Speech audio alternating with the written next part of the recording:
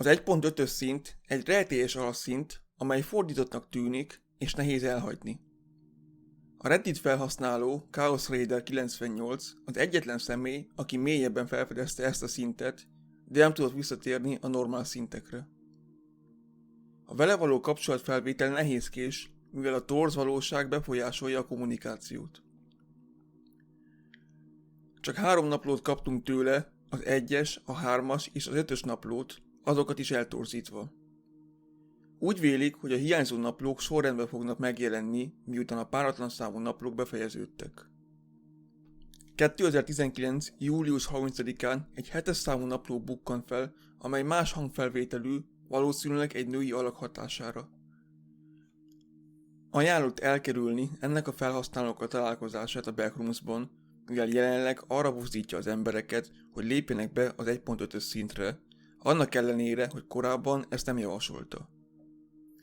Az 1.5-ös szintet töröttnek írják le, ahol fluoreszkáló sötétség árad a mennyezetről, és normál sötétséget fény váltja fel. A szint hangjai csendesek, kivéve a suttogásokat, amelyek halkabbá válnak, ahogy közelebb kerülünk a lényekhez. Néhány suttogás jó indulatú lehet, de egy lakó üzenete figyelmeztetést vagy a felfedező elcsábítására tett kísérletet jelezhet. Az 1.5-ös szinten nincsenek ismert bázisok, előörsök vagy közösségek. Az egyetlen ismert módja a szint elhagyásának, ha átesünk rajta.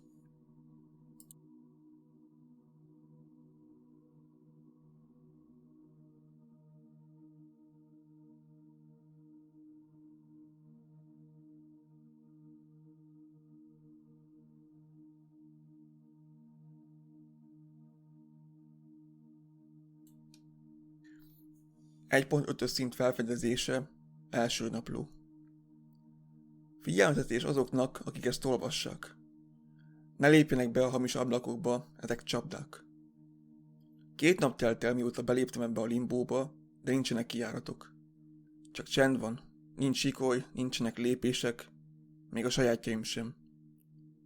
Minden töredezett, mint egy szilánkokra tört valóság mozaikja. Kapcsolatot sikerült létesíteni, de a kommunikáció nehézkés. Találnom kell egy másik módot a beszélgetésekre másokkal. Úgy döntöttem, tovább kutatom ezt a torszteret, addig is kívánjatok szerencsét.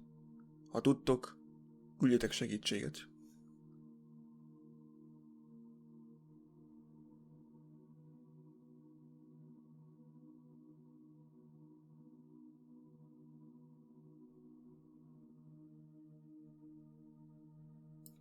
Harmadik napló. Ahogy a másik naplóban részleteztem, többnyire rájöttem, hogyan tudok jobban kommunikálni veletek segítséggel. Természetesen még mindig lesznek hibák, mivel ebben a formában írni ugyanolyan agyzsibasztó számomra, mint ahogy nektek az első napló olvasása lehetett. Gyors emlékeztető azoknak, akik még nem tudják. Valahol a szintek között vagyok rekedve. Ha el akarjátok kerülni a sorsomat, kerüljétek a hamis ablakokat mindenáron, amelyek úgy tűnnek, mintha a külvilágba vagy a backrooms egy másik helyre vezetnének. Itt minden fordított, a csend fülsögetítő. Nincs a megszokott zúgás, csak csend. A sötétség helyett a falak üresek, fehérek, és a fluoreszkáló lámpákból nem jön fény, csak kisugárzik. Mélyebbre mentem, és először azt hittem, ezek a szobák lakottak, de a lények itt vannak. Mások, bár hangosabb lesz, hallom. Még nem tudom, mit mondanak, de amikor a suttogás elhalkul, tudom, hogy közelednek. Úgy érzem, mintha valami hívna engem. Majdnem, mint... Nem hang vagy érintés, csak egy érzés, amit kapok. Kell. Különben örökre itt ragadok. Nem hiszem, hogy minél távolabb, közelebb. Ha valaki megkapja ezt, akkor test és kívánjatok vége a harmadik naplónak.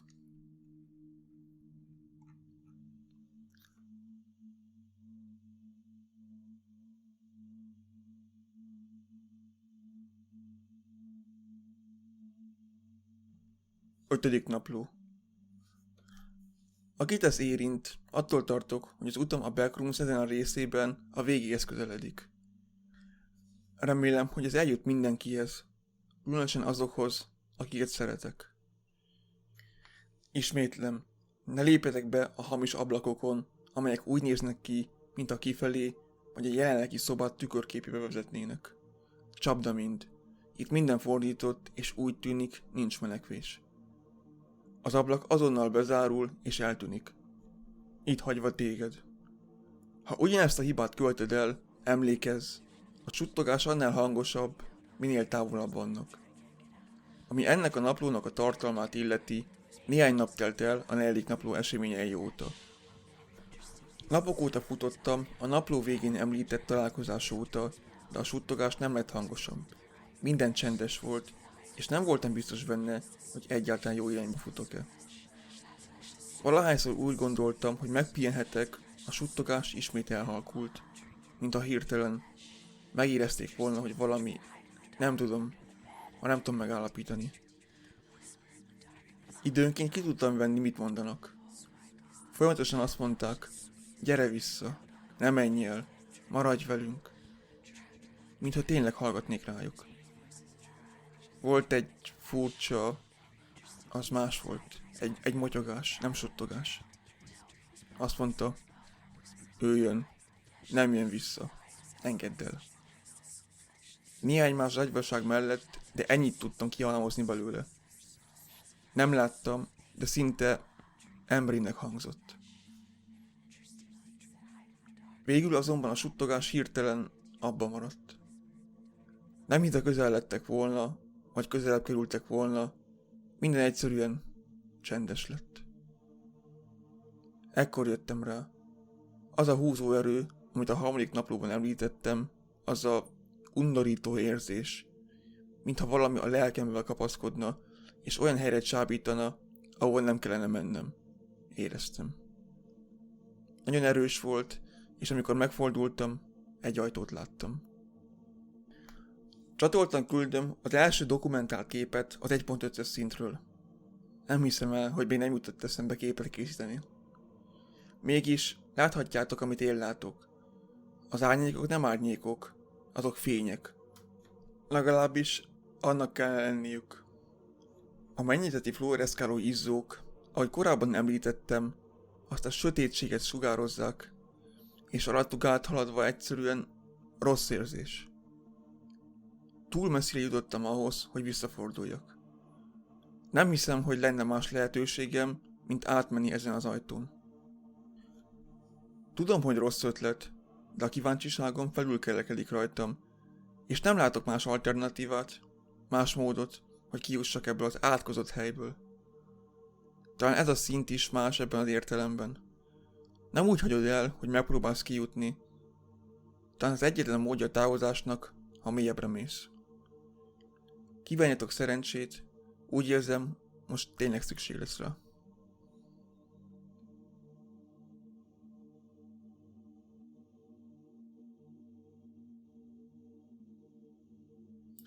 Hetedik napló. Sziasztok, barátaim! Igen, én vagyok, jól vagyok. Ne aggódjatok, már nem vagyok az 1.5-ös szinten. Ha láttok engem, ne aggódjatok. Ha furcsának tűnök vagy viselkedem, ugyanaz az ember vagyok. Igen. Nem tartott itt, ahogy mondták, hogy fog. Szabadon engedett, szabad vagyok.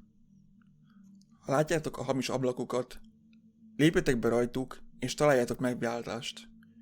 Gyönyörű, nem látjátok? Megmutatja nektek. Szabaddá tesz.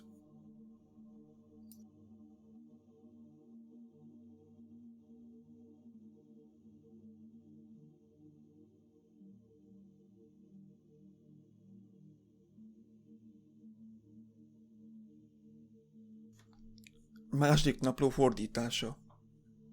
Megértem, hogy a kommunikációim összezavarodottak. Igyekszem kijavítani a hibákat, de garancia nélkül. 8-0E. Segítette írási kísérleteimet, de néhány dolog még mindig fordítva van. Nem történt semmi érdekes az első napló eseményei óta. További frissítéseket várjatok tőlem, amikor több beszámolni valóm lesz. Vége a második naplónak. 1. napló. Már nem hallom őket. Valami borzasztóan rossz. A szokásos hangos suttogás a fülemben eltűnt, tehát közel kell lenniük, de semmit nem látok. Bármelyik irányba fordulok, nem látok és nem hallok semmit. Ostobán belenyúltam a sötétségbe, amit a fények sugároznak ebben a birodalomban. Kétségbe esettem, próbálva megtudni, van-e ott valami, de ahogy a sötétséget markoltam, csak ürességet éreztem, ami szinte belém kapaszkodott. Átterjedt rajtam, majd elillant, és még üresebbnek éreztem magam, mint amikor ott volt. Az üresség hiánya. Hirtelen valami mögöttem lélegzett a nyakamba. Megfordultam, de semmit sem láttam, mégis a légzés maradt mögöttem. Újra valami ostobaságot tettem, mert tudnom kellett. Felemeltem a kezem magam mögé, és éreztem, hogy érintkezik valami hideg, megkimennyedt héjával, ami költött engem. Ekkor hallottam a legfinomabb suttogást. Még egy a gyermeknek anyjának. Elkezdtem futni, de nem hagyott el. A jelenlét, a légzés, a suttogás nem lett hangosabb. Tovább kellett mennem, bármennyire is kimerültem, de nem hagyott el. Nem engedett. Folyamatosan suttogta a fülembe, amit nagy részt nem értettem, de megpróbálom kifejteni egy későbbi naplóban, amikor több időm lesz, amikor több információm lesz. Szünetet tartok, mert nem tudom, kijutok-e. Elmenekülök előle. És ha nem, akkor azt akarom, hogy ez legyen az utolsó üzenetem. Azt akarom, hogy az emberek tudják, nem adtam fel. Küzdöttem. Kívánjatok szerencsét, a versenyem, a maratonom most kezdődik. Vége a 4. naplónak. 6. napló. Barátaim, pokolt jártam meg, és megvilágosodtam. Most látom, hogy a Backrooms igazi célja az, hogy... Ne aggódjatok miattam. A testem épségben van, és a lelkem biztonságban. Senki nem fog bántani. Ezen a ponton az üzenetet megszakították, majd egy zavaros üzenet következett. Ez lefordítva. Barátaim, ne hallgassatok rám. Egy megoldáson dolgozom. Nem tudom már sokáig irányítani, de megpróbálok teljes magyarázatot adni hamarosan. Kívánjatok szerencsét. Igazi 6. napló. Barátaimnak, családomnak és felfedező társaimnak. Ez lesz az utolsó teljes üzenet, amit elküldök, talán egyáltalán. Azzal kezdem, hogy nem tudom, hogy hibát követtem el az ajtó belépésével, vagy egyáltalán volt-e választásom. Az ajtó egy fekete színű szobában nyílt, amit ebben a furcsa negatív világban csak fényes folyosónak képzeltek, mint a szentségtelen ragyogással világította volna meg az utamat. Beléptem, de azonnal éreztem, hogy valami nincs rendben, és bár megfordultam, hogy távozzak, az ajtó eltűnt, mint az ablak, ami ide vezetett. Ekkor tudtam, hogy átértem egy határt, és egy egyetlen út előre vezetett, de valóban előre, ha nincs vége ennek a helynek. Végig tapogattam a keskeny folyosót, alig látva, de a falak nem falak voltak. Olyanok voltak, mint a testrészek. Egy kés súrolta az enyémet, az ujjam belakadt egy másik szájába, és időnként úgy hangzott, mintha a falak egy 1000 kínlódó lélek hangját hörögnék. Gondolkodtatok már azon, miért olyan nehéz bárkit is megtalálni a Backroomsban? Értem, hogy több 100 millió négyzetkilométer, gyakorlatilag végtelenül ismétlődő folyosók, és a többi. De mi van a wifi nélküli lépcsőházzal? Mi van a Bryanston elmegyógyintézettel? Miért találunk olyan ritkán másokat, annak ellenére, hogy ezrek barangolják ezt a helyet, ugyanazokat a szerkezeteket találva? Azt hiszem, megtaláltam a Backrooms olvasztó tégelyét. Azt a helyet, ahol az elveszettek maradnak, és én a közepén vagyok. Óráknak, talán napoknak tűnt, ahogy fáradtan vonszoltam magam a folyosón, ami egy nyitott térbe vezetett, egyformán sötét. a szemem megfosztva attól, ami értelmet ad nekik. Szorítást éreztem a mellkasomban, ahogy a levegő egyre nehezebbé vált, de a sűrűség a levegőben mozgott. Érzelmet éreztem, kíváncsiságot, ami a sűrű levegő zsebéből sugárzott. Éreztem a meglepetést, vagy a szeretetet. És akkor egy hang szólt hozzám. Fémgerembi hangja volt, ami a távolból egy iskolatáblán húzódott. Halk, de elég ahhoz, hogy a gyomrom kiforduljon, és a térdeim megremegjenek. A kezeimet a fülemre tettem, de nem állt le. Sőt, hangosabb lett. Így abba hagytam. És akkor hallottam, mit mondott. Gyere, gyermekem, anyának szüksége van rád. Vedd le ezt a ronda dolgot, anyának szebb ruhái vannak számodra. Nem tudtam, mire gondol, legalábbis nem azonnal. Aztán éreztem valamit, egy éles szúrást a nyakam hátulján, ami gyorsan átalakult 1000 forrókés érzésévé, ami átszúrta a bőrömet. Próbáltam sikítani, de a levegő olyan sűrűvé vált, hogy nem tudtam lélegezni. Olyan érzés volt, mintha valaki lassan és kínzóan rétegről rétegre húzná le a bőröm, zsírom és izmaim, miközben fuldokoltam. Hirtelen szédültem, és a fájdalom csökkent, mintha eltávolodtam volna a testemtől. De a fájdalom elmúlt, és a megkönnyebbülés hullámát tüntött el. Jól éreztem magam, boldog és békés voltam.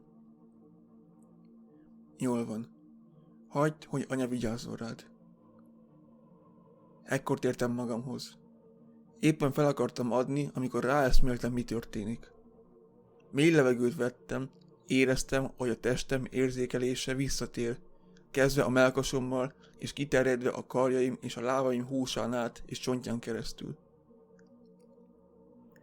Ezzel visszatért a szúró fájdalom és szörnyű sikoly, ami átszúrta a dobhártyámat és kiszívta a vért a füleim erejéből. Sikítottam, ahogy minden akaraterőm és elszántságomat összeszedtem, kényszerítve a lábaimat, hogy működjenek a 100 föld és 1000 nap gravitációinak súlya alatt. Ahogy visszanyertem az egyensúlyomat, éreztem, hogy a levegő előttem megrémült az űrzavarban, mielőtt a vérszomjas dühvé változott. A sűrű levegő úgy érezte, mintha beletolakodott volna a tüdőmbe, égetve a légzőszerveimet lehetetlen hővel. De ez csak felbőszítette az adrenalint, és újra sikítottam, erőteljesen kihúzva, bármit is volt bennem. Majd megfordultam, és rohantam a végtelen kijárat nélküli teljes sötétség folyosóján. Az előző zihálás kínzott, nyögésé változott. A falak és a padló olyan volt, mintha lélegzett volna minden lépéssel, amit tettem. A végtagok recsegtek és csapkodtak szaggatott mozgással, egy kéz a bokám után kapott, és majdnem megbotlottam, miközben menekültem anyától. De tudtam, hogy nem követ. Mindketten tudtuk, hogy nincs kiút. Egyfajta éterikos futóhomokban voltam, és attól a pillanattól kezdve, hogy beléptem azon az ablakon, meg voltam kötve, és nem tudtam elkerülni a sorsomat. Csak még nem tudtam. Egész idő alatt futottam. Értesítést kaptam a telefonomra, valaki hozzáfért a fiókomhoz, próbált naplót írni, de sikerült elfognom az üzenetet, mielőtt elment volna. Azután csak futottam tovább. A nyakam még mindig szúrt attól, amit anya tett velem. A sűrű levegő érzése még mindig fenyegetően folytogatott, a lábaim kimerültségtől remegve összeomlás határán. De az adrenalin egyszer elfogy. A testem nem bírta tovább, és feladta. Egy ideig pihentem a falnak támaszkodva. Amikor leálltam, minden kezdett megnyugodni. A falak visszatértek egy viszonylag békés ziháláshoz. A törött végtagok lecsillapodtak, visszatértek eredeti beágyazott helyükre. De egyik irányban sem volt látható vég, és érzem, hogy a folyosó eltorzul, és a távolság köztem és anya között rövidebbé válik, anélkül, hogy bármelyikünk is mozdulna. Tudom, mert még mindig érzem őt bennem. Érzem, amit ő érez. Mindketten tudjuk, hogy minden futásom szó szerint semmibe vezetett. Most írom ezt figyelmeztetésként, óvatosságként azoknak, akik még mindig nem értik. Nem szabad belépni az ablakokon. Csapdák, ahonnan nem lehet visszatérni. Amint ide kerülsz, csak mélyebbre és mélyebbre kerülhetsz ebben a törött valóságban. Utolsó lélegzetemmel kérem Isten szerelmére. Bármit is tegyetek. Maradjatok szabadok anyától, hogy anyja szabadít meg titeket. És anya szabadnak tesz. Anya szeret engem. Anya szeret téged. Vége a 6. naplónak.